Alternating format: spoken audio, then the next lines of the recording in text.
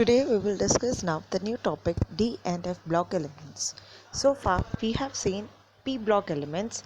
Now we shall discuss D and F block elements.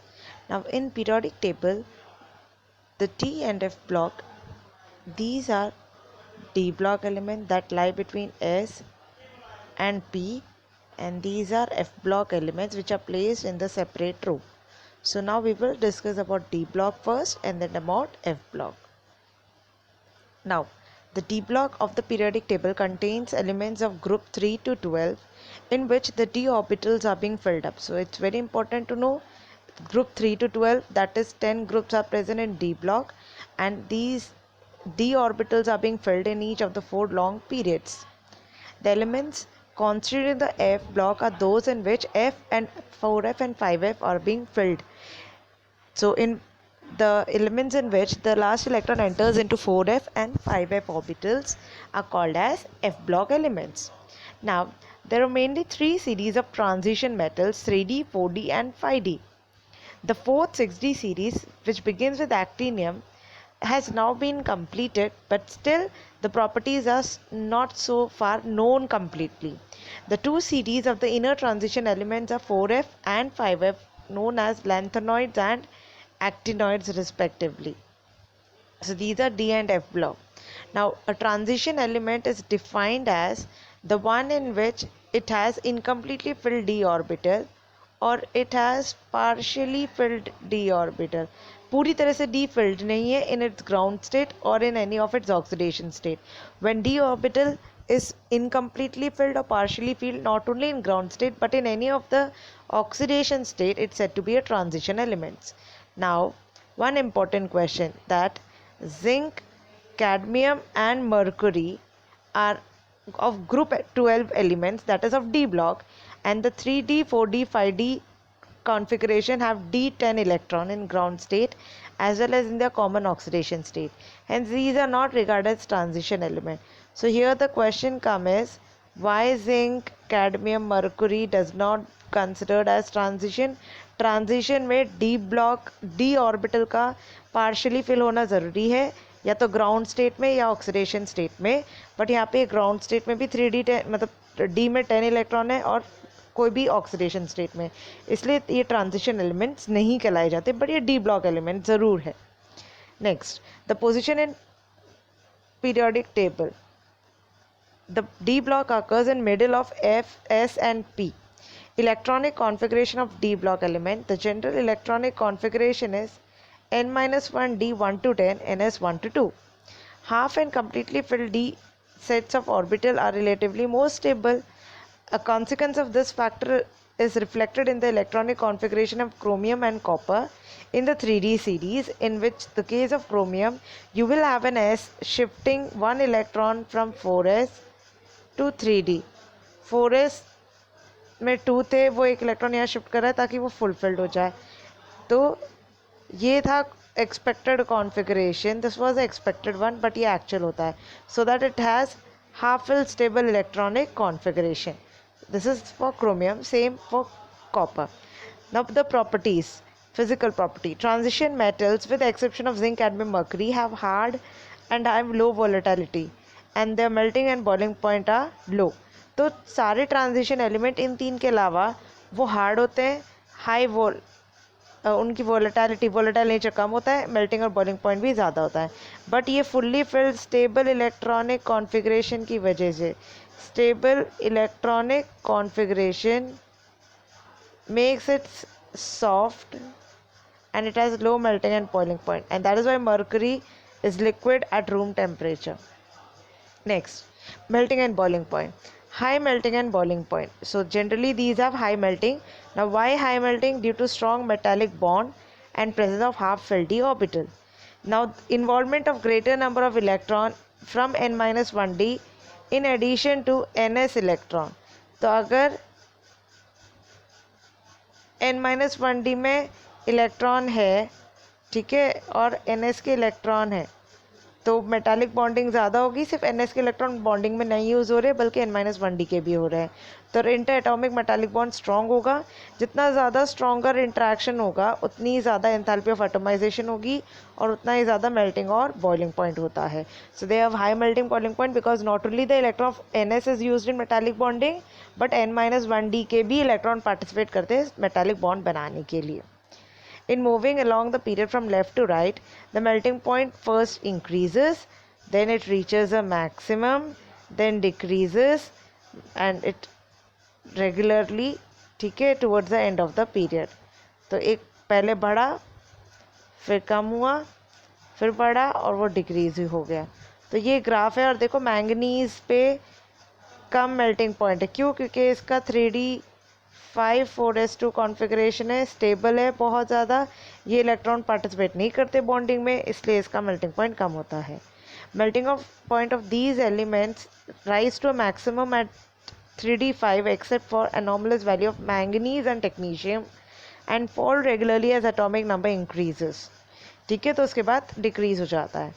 Trend of melting and boiling point for 3D, 4D and 5D metals. The strength of interatomic bond in transition element is roughly related to the number of half-filled d orbital. In the beginning, the number of half-filled d orbital increases till the middle of the period, causing an increase in the strength of particle bond. But thereafter pairing take place and number of half-filled orbital decreases, which cause decrease in melting point. ठीक है, तो पहले तो melting point बढ़ा क्योंकि half filled orbital में electron ज़्यादा हो रहे थे, फिर जैसे पेयरिंग होती है तो मेल्टिंग पॉइंट कम हो जाता है। Now trend in enthalpy of atomization of transition element. Now greater number of valence electron stronger inter atomic attraction. जितने ज़्यादा वैलेंस इलेक्ट्रॉन होंगे उतना ही स्ट्रॉन्गर अट्रैक्शन होगा और हेंस बॉन्डिंग स्ट्रॉन्ग होने से एंथैल्पी ऑफ एटोमाइजेशन भी हाई होगी। Metal of second and third series has greater enthalpy of atomization than corresponding element of first series. तो फर्स्ट सीरीज़ के कंपैरिजन में अब आप देखो, ये आपका था फर्स्ट सीरीज़ 3D, ये 4D और ये 5D। 4D 5D में ज़्यादा वेरिएशन नहीं है, नियरली सेम है, बट 3D की एंथैल्पी ऑफ एटोमाइजेशन बहुत कम है as compare to second and third series. Atomic and ionic radii.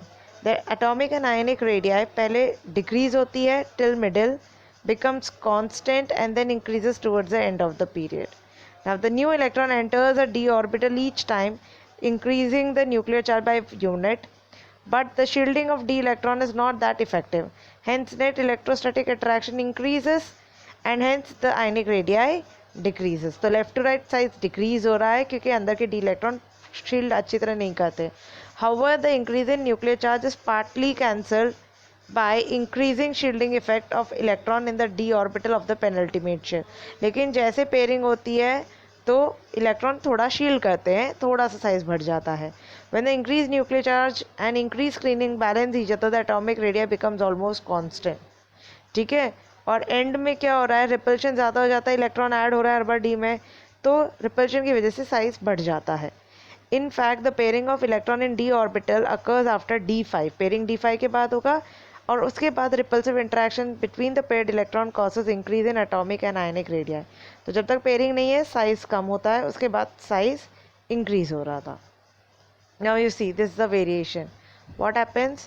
First the size decreases, reaches a minimum, थोड़ा सा बढ़ रहा है, मतलब यहाँ से पेयरिंग शुरू हो गई, यहाँ से राइज हुआ और वो बढ़ता गया क्योंकि पेयरिंग से स्क्रीनिंग इफेक्ट कम हो रही है तो साइज बढ़ जाती है।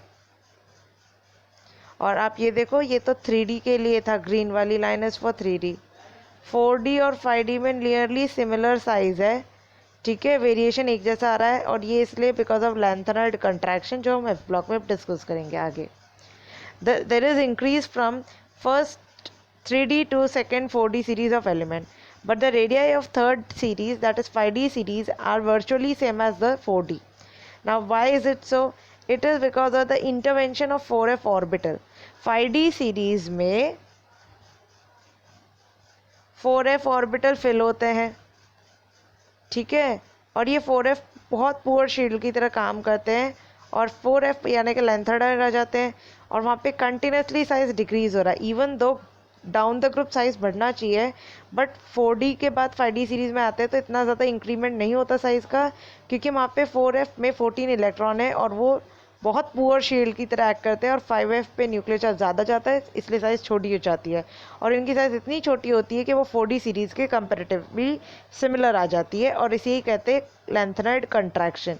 There is a steady decrease in atomic radii from lanthanum due to poor shielding of inner core electron 4F, and it's known as lanthanoid contraction. Now, why do transition element exhibit higher enthalpy of atomization?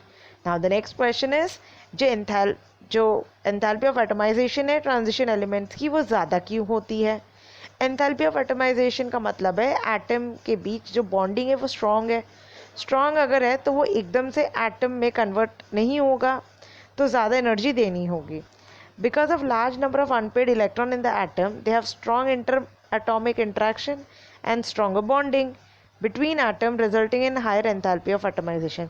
तो जितना ज़्यादा strong होगा bond, उतनी ज़्यादा होती है enthalpy of atomization. Now the next property is ionization enthalpy. Now ionization enthalpy depends on size and nuclear charge. Now due to an increase in nuclear charge, there is increase in ionization enthalpy along each series of the transition element from left to right. Left to right charge बढ़ता है nuclear charge, तो size छोटा होगा तो I ज़्यादा होगा. Now the ionization enthalpy of some given guidance concerning the relative stability of oxidation state. Although the first ionization enthalpy in general increases, the magnitude of increase of second and third enthalpy for successive element, तो second और third की ज़्यादा होती है first के comparison में. You can see the I value of third successive is more than first and second. तो ये हमेशा ये होता है, एक ही एलिमेंट का फर्स्ट सेकेंड थर्ड आप लोगे तो उसकी एंथैल्पी ऑफ आयनाइजेशन बढ़ेगी, क्योंकि एक पॉजिटिव चार्ज में से इलेक्ट्रॉन को दोबारा निकालना डिफिकल्ट है। तो हमेशा आप ये वेरिएशन देख रहे हो, ये फर्स्ट आयनाइजेशन, ये सेकेंड और ये थर्ड, ये फर्स्ट, ये सेकेंड, ये third, it's going on increasing. तो हमेशा ये होता है क्योंकि चार्ज बढ़ जाता है, it's difficult to remove the electron there. The increase in I is due to increase in nuclear charge. As transition element involved the filling of n-1d orbital, the effect of increase in nuclear charge is partly cancelled by the increase in screening effect. तो वो cancel हो जाता है. Consequently, the increase in IE along the period of D block element is very small. तो जितना increase हम सोच रहे थे उतना ज़्यादा नहीं है, बट होता ज़रूर है क्योंकि D और 3D, 4D, 5D उतने ज़्यादा शील्ड की तरह एक्ट नहीं करते. Now the relation between IE and stability of a metal in given oxidation state.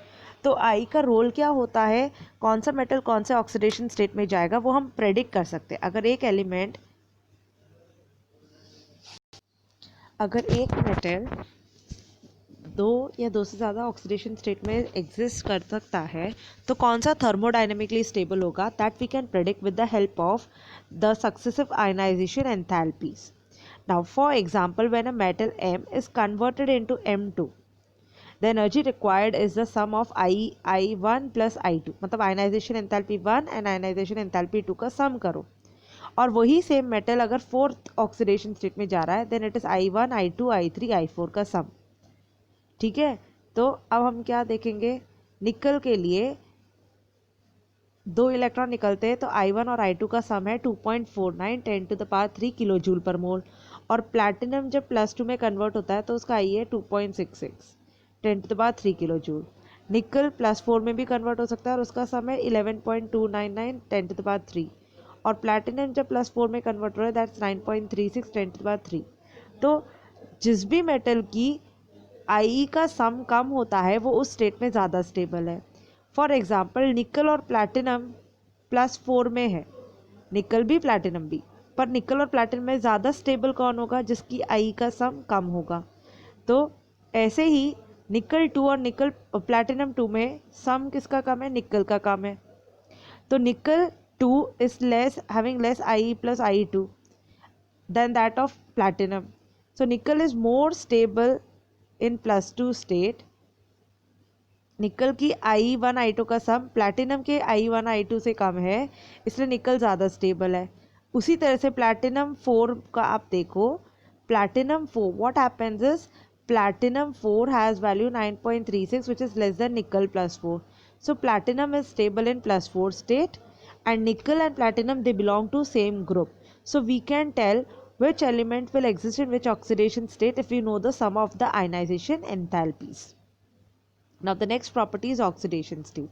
Now it's very clear that the transition elements have a property of exhibiting variable oxidation state, 2, 3, 4, 5, 6, 7, हर तरह के charge ये ले सकते हैं. So one of the notable feature of transition element is great variety of oxidation state. That is, it is having ability to show variable oxidation state. क्या है? Variable oxidation state, मतलब एक से ज़्यादा. अब ऐसा क्यों? Now the stability of a particular oxidation state depends on the nature of the element with which transition element form the compounds. तो हर एक की स्टेबिलिटी डिपेंड करती है उसके ऑक्सीडेशन स्टेट पे, जिसके साथ ये जुड़ रहा है उसके नेचर के ऊपर. ठीक है. The element which gave the greatest number of oxidation state occur in or near the middle of series. तो जो भी एलिमेंट ज़्यादा ऑक्सीडेशन स्टेट शो करते हैं वो कहाँ पे होते हैं? मिडिल में होते हैं या नियर मिडिल. क्यों? क्योंकि वहाँ पे अनपेड इलेक्ट्रॉन ज़्यादा होते हैं. फॉर एग्जाम्पल मैंगनीज 3D में वेरिएबल ऑक्सीडेशन स्टेट शो करता है from +2 to +7. Because why? Because manganese has atomic number 25, configuration argon 4s2, 3d5 configuration, half filled है तो ज़्यादा इलेक्ट्रॉन है. S में 2 इलेक्ट्रॉन है और D में 5. तो ये पाँचों के पाँचों क्या कर सकते हैं? यूज़ हो सकते हैं. बाहर के शेल के तो 2 यूज़ हो रहे हैं, 1 2 3 4 5, तो टोटल कितने इलेक्ट्रॉन? +7. और सिर्फ ये होता था 2, ये भी होता 3, 4, 5, 6, 7. So it has variable oxidation state. Element in the beginning of the series exhibit fewer oxidation state because they have only less number of electron. Element of the end also have less oxidation state because उनके pairing electron हो चुके हैं, तो vacancy कम होती है. लो oxidation state में अगर कोई मेटल है तो उसका कोवेलेंट कैरेक्टर ज़्यादा होगा, और हायर ऑक्सीडेशन में तो आयनिक. और ये किसके बेसिस पे हम कहते हैं? It's based on Fajans rule. Higher oxidation state are more stable for heavier member. Heavier member में higher oxidation state ज़्यादा stable है. In group 6 molybdenum +6 में stable है और tungsten भी. तो heavy member +6 में stable है than chromium 6. Chromium 6 is a oxidizing agent, यानी कि वो खुद का क्या करेगा? रिडक्शन, और 3 इलेक्ट्रॉन गेन कर लेगा और चेंज हो जाएगा फ्रॉम 6+ to 3+. तो ये इलेक्ट्रॉन गेन कर रहा है. बट हायर मेंबर्स जो होते हैं उसी ग्रुप में वो ज़्यादा चार्ज में स्टेबल होते हैं. और ओस्मियम पूरे डी ब्लॉक में सबसे ज़्यादा ऑक्सीडेशन स्टेट शो करता है, that is +8, ruthenium and osmium. But 3D series में कौन सा मेंबर है? Manganese +7. Low oxidation state are form when a complex compound has ligand capable of pi acceptor character in addition to sigma bonding. तो लो oxidation state में complexes होते हैं जब ligand पाई acceptor, यानी कि वो सिग्मा बॉन्ड के साथ पाई बॉन्ड बनाने की एबिलिटी रखता है.